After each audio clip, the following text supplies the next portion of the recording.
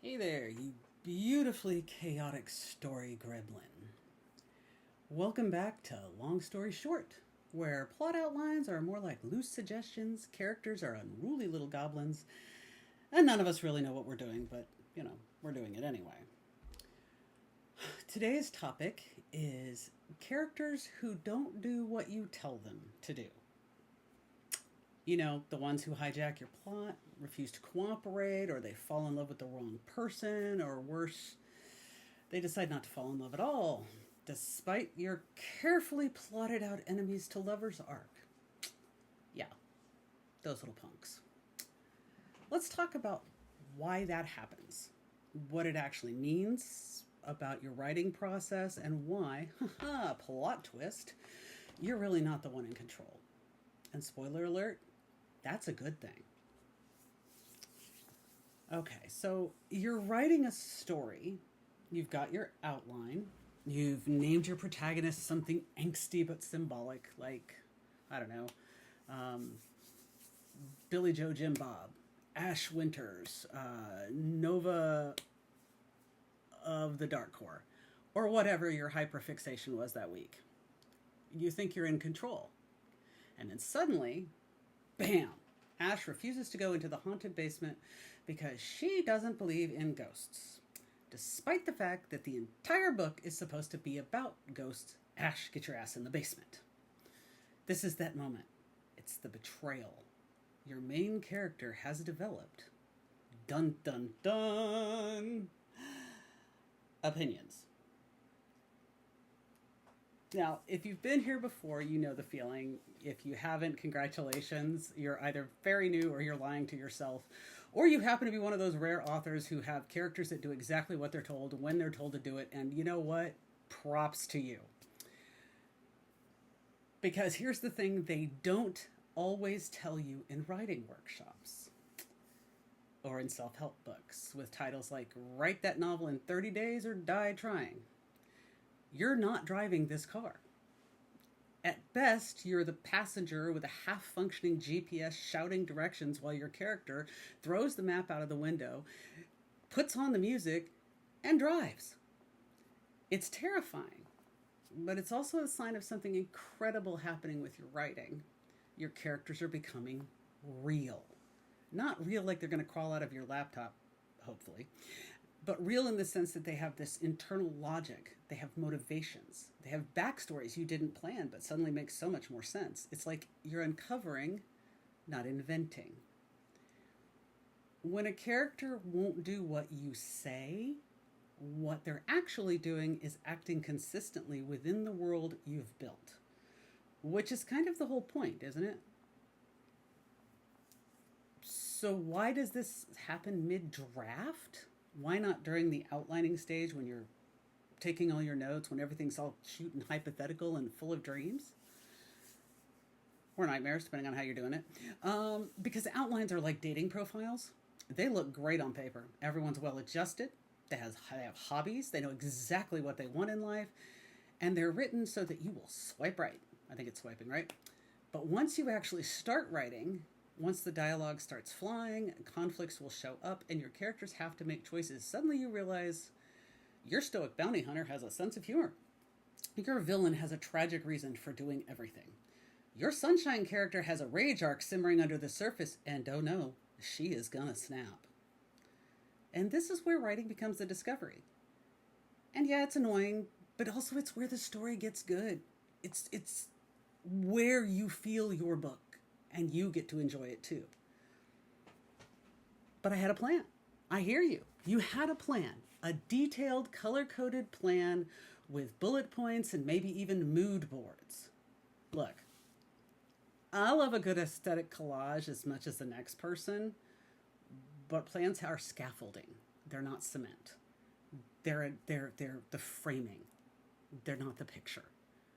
Your story should evolve as you write it.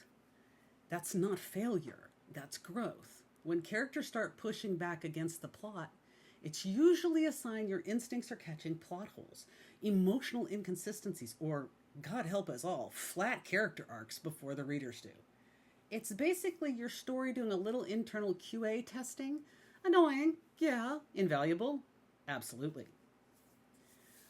So, what do you do when your character mutinies? Well, option one, fight them. 10 out of 10, I do not recommend. That road leads to burnout, dead eyed sentence churning that reads like it was written by a confused AI trying to hit a word count. Option two, ask them why. Why won't they do the thing? What's changed? Is motivation off? The stakes are not high enough. Are you forcing them into a decision that makes sense to you, but not to them? 9 times out of 10, listening to your characters leads to richer, deeper, more emotionally honest storytelling. Option 3, rewrite the scene.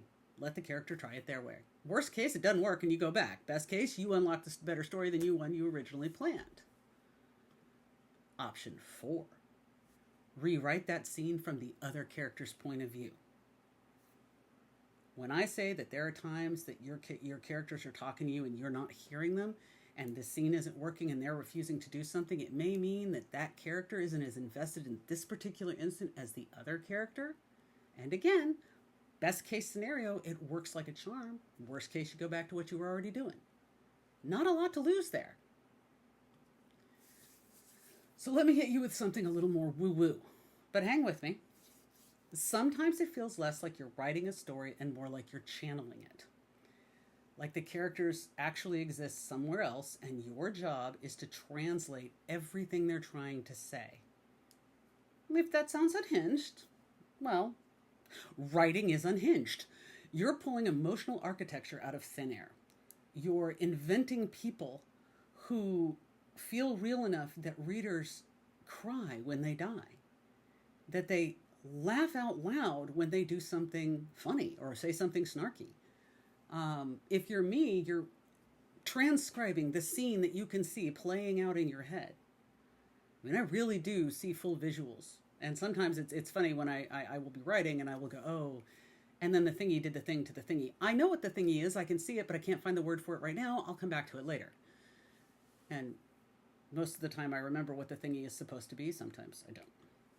But that said, they don't always listen to you. They are not sock puppets. They're people. And yes, I know, they're imaginary people. Still. You need to trust the process, even when it's messy.